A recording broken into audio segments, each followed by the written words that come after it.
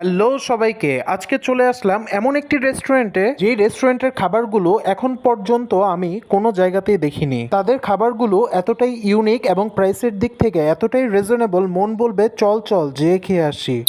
ছোট জায়গার মাঝে এতটাই ক্রিয়েটিভ ডেকোরেশন এবং ফটোজেনিক স্পেস সত্যি অসাধারণ। রেস্টুরেন্টটির নাম ক্যাফে ওয়াফেল হওয়াতে আমি ভেবেছিলাম এখানে শুধু ওয়াফেলই পাওয়া যায়, পরে দেখি তাদের মেনুতে সব ইউনিক খাবারের সমাহার। আমি আর ঝুমা প্রচুর পরিমাণের ঝাল পছন্দ করি বিধায় শুরুতেই তাদের নাগা রাইস বাউল আইটেমটি ট্রাই করলাম। ইনগ্রেডিয়েন্টস হিসেবে এতে ছিল ক্যাবেজ স্লাইস উইথ মেয়োনিজ এবং chicken cube with balanced Naga sauce, তাও আবার মাত্র 190 টাকায়।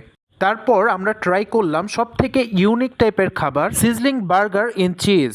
আমরা তো এর আগে অনেক কিছুরই সিজলিং দেখেছি, কিন্তু বার্গার দিয়েও সিজলিং করা যায় এমন ক্রিয়েটিভ আইডিয়া এর আগে কোথাও দেখিনি। ইনগ্রেডিয়েন্টস হিসেবে এখানে ছিল ভরপুর পরিমাণের চিজ, ফ্রেঞ্চ